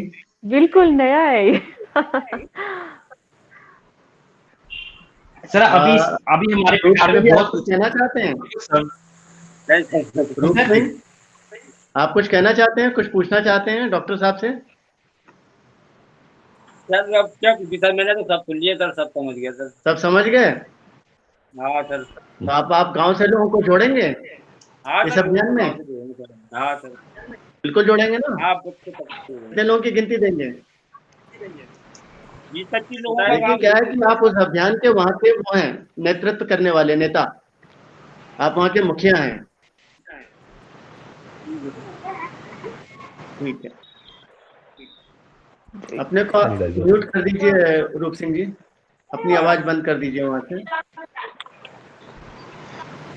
राजेश जी मेरा एक क्वेश्चन हाँ है। डॉक्टर साहब। जी, राजेश्वर जी, मैं ये जानना चाहता हूँ, एक्चुअली आमतौर पे हम देखते हैं कि ब्रश बचपन से हम शुरू करना चालू कर देते हैं, ठीक है, बट ऐसा कुछ एक एज है जो बच्चों को हम शायद 1-1.5 साल में दांत आना जाना चालू हो जाता है, बिल्कुल। देखिए ब्रश करना ठीक है। बिल्कुल, बहुत अच्छा क्वेश्चन है। मीडिया ने सारा ले रखा है कि ये इंपॉर्टेंट क्वेश्चन यही पूछेंगे बच्चों से रिलेटेड। अच्छा, मिकी बिल्कुल सही क्वेश्चन पूछा आपने कि बच्चों की राइट एज क्या है ब्रशिंग की? 6 महीने में 6 मंथ में बच्चों के दांत आना शुरू होते हैं और ये पूरा प्रोसेस 1.5 साल तक चलता है। 1.5 साल में उनके ब्रश आ जाते हैं। लेकिन हमारा जो राइट ब्रशिंग है वो है 3 इयर्स ऑनवर्ड्स। 3 साल हो जाने के बाद हमें बच्चों को ब्रश कराना है। लेकिन उससे पहले का मतलब ये नहीं कि आप उनके दांतों को कुछ नहीं कराएंगे। उससे पहले पेरेंट्स की और मदर्स की ड्यूटी है कि वो एक वेट क्लॉथ लें, गीला कपड़ा लें और हर बार खाने के बाद उस गीले कपड़े से दांतों को पोंछें। और उसी एज में ही बच्चों को आदत दिलाना शुरू कर देंगे कि कुछ भी मुंह में डालें तो कुल्ला कर लें। उस एज में जो आदत बिल्ड होगी 3 से कम उम्र में, वो लाइफ टाइम करे। 3 साल से पहले अगर आपको ब्रश कराना है तो बिना पेस्ट के ब्रश कराना है, पहला। और दूसरा, अगर ब्रश नहीं करा रहे तो आपको गीले कपड़े से दांत को साफ करना है। और 3 साल के बाद आपने बच्चों को ब्रश कराना शुरू करना है, वो भी अपनी सुपरविजन में। बच्चों की स्पेशल पेस्ट आती है, पीडियाट्रिक पेस्ट, वही करानी है, अपने अडल्ट पेस्ट नहीं करानी। और बच्चों को जब आप पेस्ट कराएं तो पेस्ट कितनी लें? एक जितना मटर का दाना होता है ना, मीठी मटर का दाना, उस मटर के दाने की साइज की ही पेस्ट लेनी है अपने बच्चों के लिए और उससे आपने ब्रश कराना। तो 3 इयर्स ऑनवर्ड्स आप अपने बच्चों को ब्रश करा सकते हैं, लेकिन अपनी सुपरविजन में और पीडियाट्रिक पेस्ट के साथ। गुड इवनिंग सर जी। आमतौर पे अभी पीडियाट्रिक स्पेस कौन कौन से अवेलेबल है? पीडियाट्रिक करके आता है, चेरियो जेल करके आता है, तो किनेट की भी बहुत सारी पेस्ट आती है पीडियाट्रिक। वीडो फ्लो करके आता है, चेरियो जेल करके आता है, पीडियोडेंट करके आता है। पीडियाट्रिक पेस्ट को मिल जाएगी, नहीं तो आती है जी। अच्छा, मेरा एक आखिरी सवाल। हाँ, मैं ये पूछना चाहता हूँ, एक्चुअली काफी बार ऐसा होता है कि हम जब भी कोई ऑफिशियल टूर पे रहता है तो नॉर्मली हम ब्रश वगैरह सब हमारी टॉयलेटरी किट साथ में कर लेते हैं, बट एक बार हो जाता है कि हम गलती से ब्रश वगैरह भूल जाते हैं तो वहाँ पे मार्केट में भी अवेलेबल नहीं रहता है। तो ऐसे समय में हमें क्या प्रिकॉशन लेना चाहिए या क्या प्रिवेंशन लेना चाहिए? अगर तो आप अपनी लाइफ में अभी तक उसका फॉलो करना शुरू कर देते हैं जो मैंने आपको बताया, तो आप नॉर्मल पानी लीजिए और कुल्ला करिए, खूब सारा कुल्ला करिए, खाने से पहले भी और खाने के बाद। और कोशिश करें कि दिन तक वो दुकान ढूंढ लें जहाँ से ब्रश मिल जाए, और फिर शाम को कर लीजिए। भी नहीं मिलता तो फिर कुल्ला ढूंढ लेंगे। नहीं राजेश्वर जी, यहाँ पे मेरा एक प्रश्न है। जैसे हम लोग गांव की पृष्ठभूमि से हैं, यहाँ पे नीम के दातून, बबूल के दातून और अलग अलग, जैसे अमरूद के टहनियों के दातून, अमरूद की टहनियों के दातून, इस तरीके के दातून किए जाते हैं अलग अलग समय पे। अलग अलग चीजें, हर एक के अपने अपने जूस शरीर में जाते हैं, उसका अलग बेनिफिट है। लेकिन ये जो दातून के बारे में आपका क्या कहना है, मैं थोड़ा सा इस पे आपके विचार जानना चाहता हूँ। बिल्कुल सर, एक मेरा रिसर्च पेपर है, how to manage dental pain at home. आप उसे गूगल करिएगा, आपको उसमें काफी अच्छी खासी डिटेल मिल जाएगी कि how to manage dental pain at home. तो आपको बहुत सारे होम रेमेडीज है हमारे पास जो हम लोग यूज कर सकते हैं, लेकिन हम उससे रिलाई नहीं करते। नहीं, डेंटल पेन की बात नहीं कर रहा हूँ डॉक्टर राजेश्वर, मेरा प्रश्न है कि क्लीनिंग टेक्निक, दांतों की सफाई। मैं वही बता रहा हूँ अरविंद जी, आपको वही बता रहा हूँ। मैं बता रहा था कि मेरा एक पेपर है, रिसर्च आर्टिकल, जितने भी होम रेमेडीज है, नीम की दातुन, मिसवाक, इस सब पे मैंने वो किया हुआ पेपर है मेरा, वो पढ़ सकते हैं। लेकिन मैं छोटी सी डिस्क्रिप्शन देता हूँ कि जो मिसवाक है, जो नीम की दातुन हम लोग करते हैं, जो नीम के जूसेस हैं, ये बहुत ही हेल्पफुल है हमारे मुसोड़े की हेल्थ के लिए। जो मुसारा मसूड़े की हेल्थ है, वो नीम का एक प्रॉपर रिलेशनशिप है इसका। तो इसका हमारे पास बहुत सारे आयुर्वेदिक पेस्ट हैं जिसमें मिसवाक और नीम आता है आजकल, लेकिन वो इम्पैक्टफुली आपके टीथ को क्लीन नहीं कर पाता, क्योंकि जैसे हम इसको रब करते हैं दातुन बनाने के लिए, उसके ब्रिसल्स बनाने के लिए रब करते हैं, चबाते हैं ताकि उसके ब्रिसल्स बन जाए, उन ब्रिसल्स में इतने इफेक्टिवली वो क्लीन नहीं कर पाता, क्योंकि उनमें इतनी स्ट्रेंथ नहीं होती, वो मुड़ जाते हैं। इफेक्टफुली क्लीन नहीं कर पाता, लेकिन अगर आप नीम की दातुन चबाते हैं तो वो उसका असर आपके मसूड़ों पे रहेगा। वो एंटीबैक्टीरियल है, तो आपके एंटीबैक्टीरियल है, तो जैसे आप चबाएंगे उसके जूसेस जैसे निकलेंगे वो आपके मसूड़ों की हेल्थ के लिए अच्छे हैं, वो आपके मसूड़े की हेल्थ को प्रमोट करता है, तो डेफिनेटली वो अच्छे हैं, लेकिन ब्रश की रिप्लेसमेंट नहीं, उससे आप मतलब आपकी बातों से मैं ये क्लू ले सकता हूँ कि गांव वालों के लिए जो संदेश हमें देना चाहिए कि अगर वो दातून करते हैं, चाहे वो नीम का हो, चाहे बबूल का हो, चाहे मिसवाक का हो, करते रहें, लेकिन ब्रश अवश्य करें, है कि ये दांत आपके मसूड़ों के अभ्यास के लिए और मसूड़ों के शक्ति के लिए तो अच्छे हैं, लेकिन दांतों की सफाई के लिए उचित नहीं है। बिल्कुल सही, बिल्कुल सही जी। हाँ, रवीन सिंगल जी कुछ कहना चाह रहे थे, आपके प्रश्न थे। रवीन सिंगल जी, आप अपने को अनम्यूट करके पूछे।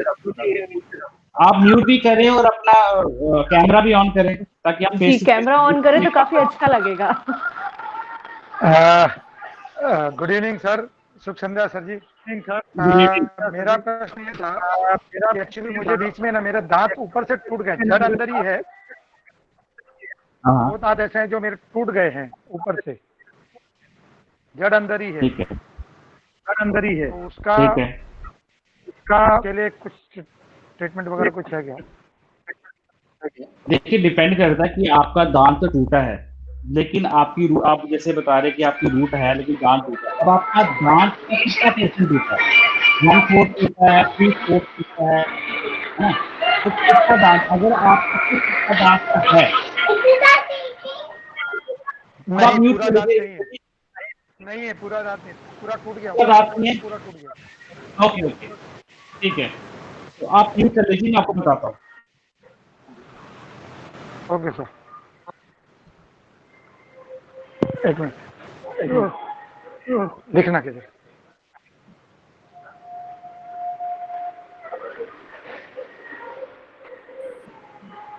वो नहीं खराब है वो, एक मिनट। रवीन जी आप म्यूट कर लीजिएगा प्लीज। हाँ बोलिए सर।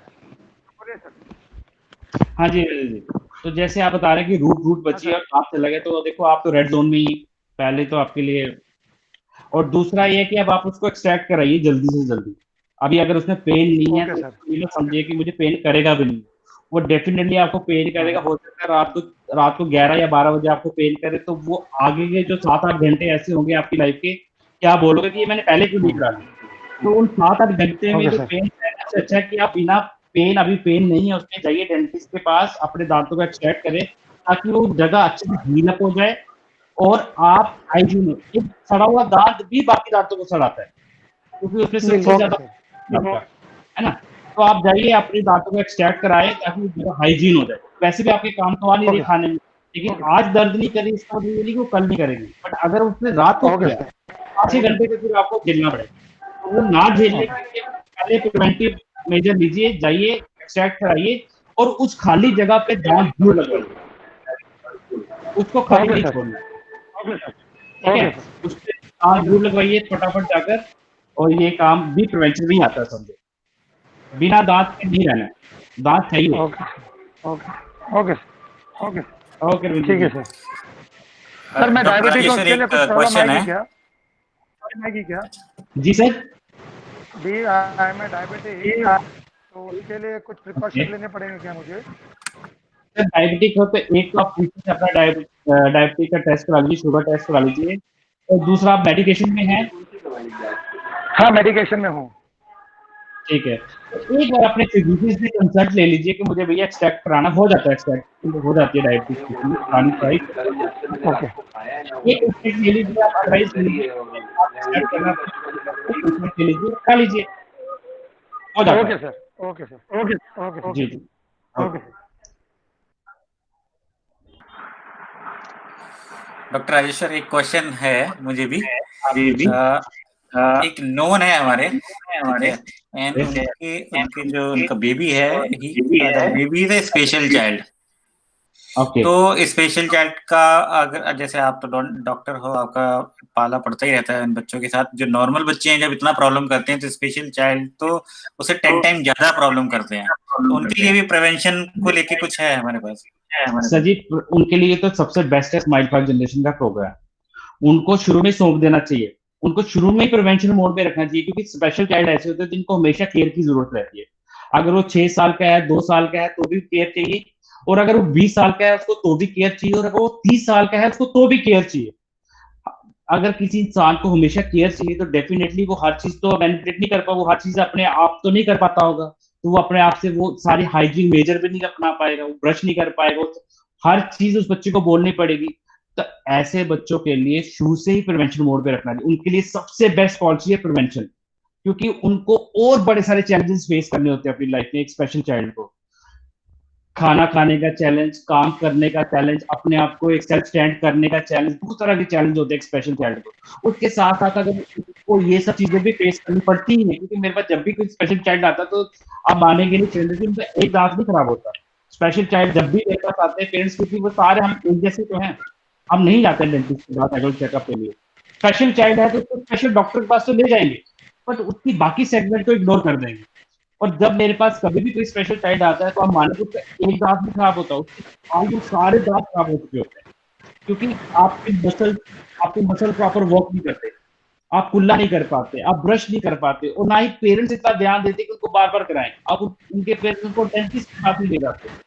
उसके बावजूद उसके ऊपर बच्चा सेल्फ कंप्लेन नहीं कर पाता जिसे कोई डेंटल प्रॉब्लम है, उसको पेन हो रही, वो रोएगा तो पेरेंट्स को सोचते हैं।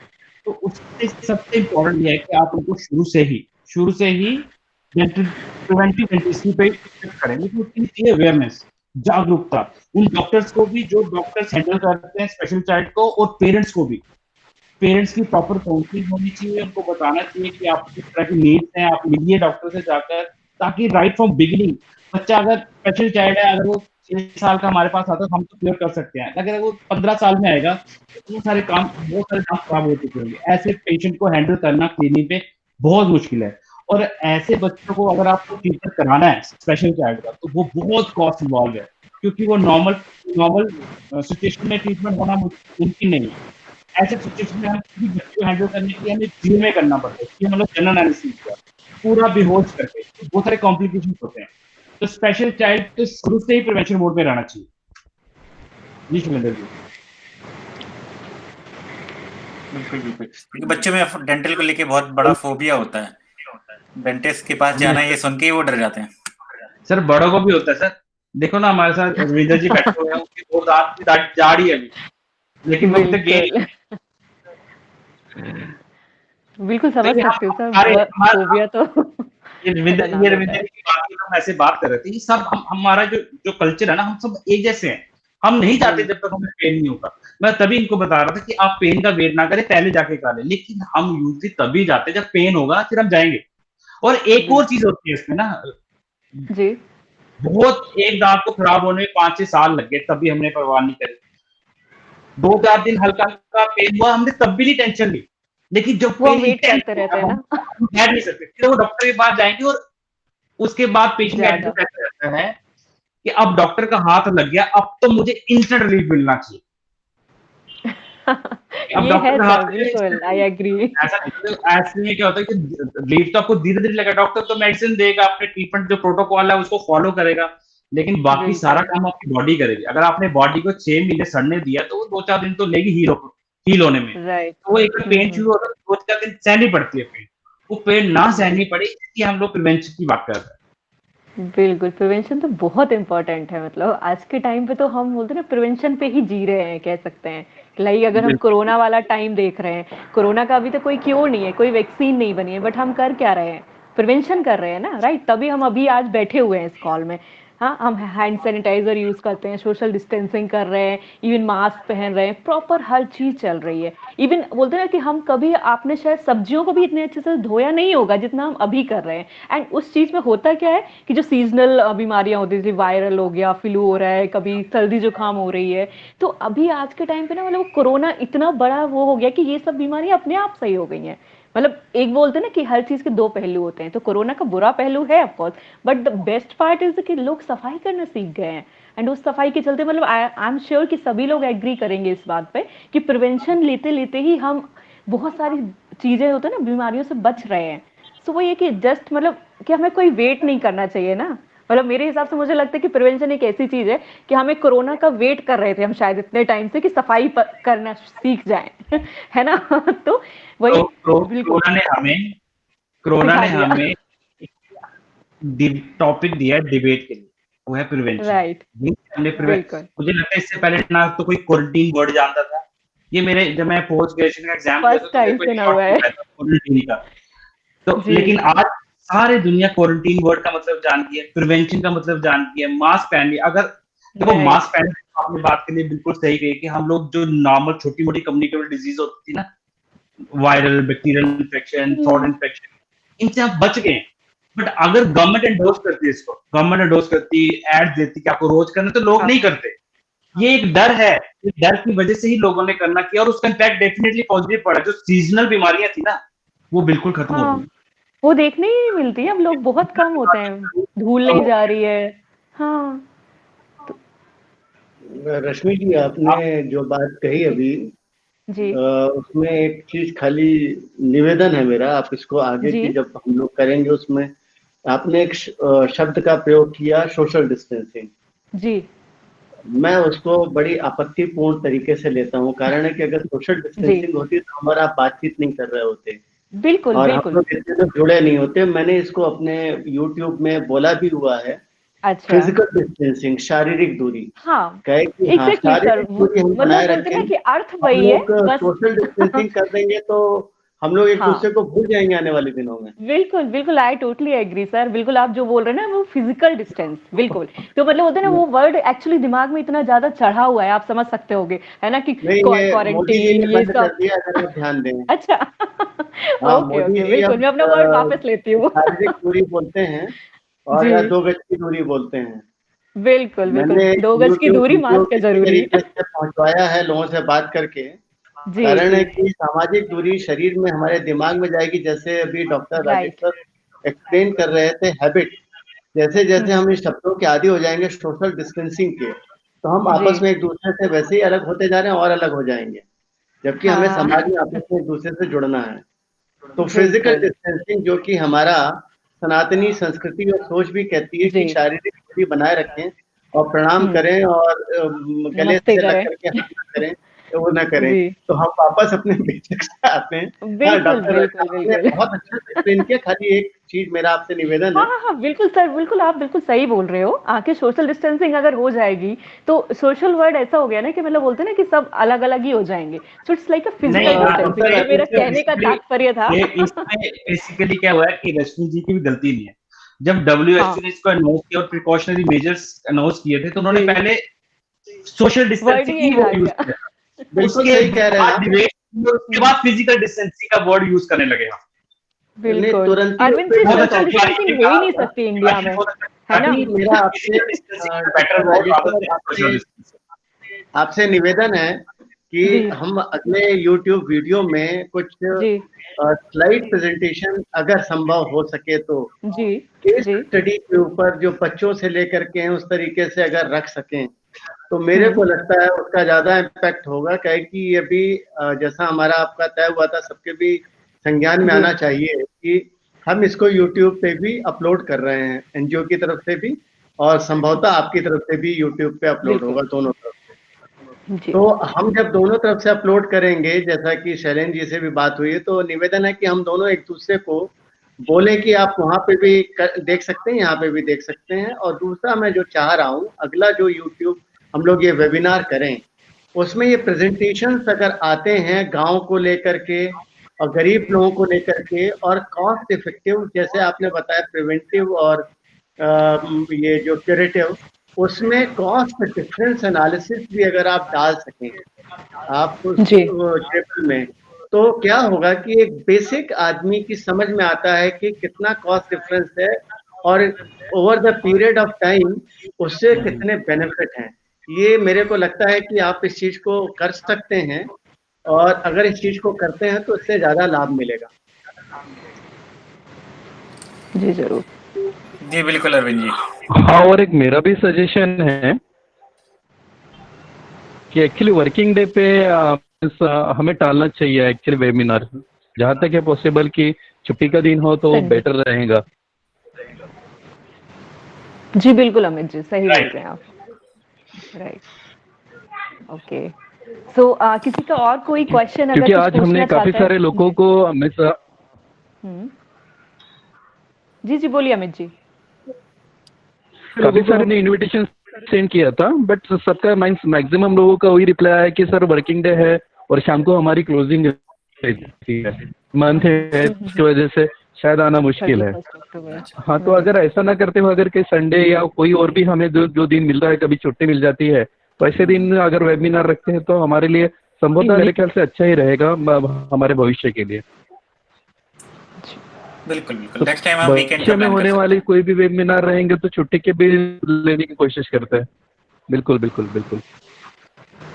नहीं, आपका सुझाव अमित जी बिल्कुल सही। और जैसा कि शैलेश जी जो बोल रहे हैं कि अपनी तरफ से इस पर ध्यान रखेंगे, हम लोग चर्चा कर लेंगे, आपसे भी चर्चा कर लेंगे और प्रयास ये रखेंगे कि रविवार को, और नहीं तो हमारे जो राष्ट्रीय अवकाश सामान्यतः होते हैं उस दिन हमारे त्योहार होते हैं, तो त्योहारों पे वेबिनार रखना मेरे को नहीं लगता है कि संभव हो पाएगा। हाँ, तो रविवार ही ऐसा दिन होगा जो संडे। संभवतः सबसे सर्वोत्तम होगा, तो राइट। हमारा जी प्रयास बिल्कुल होगा हम सही। रविवार को करें।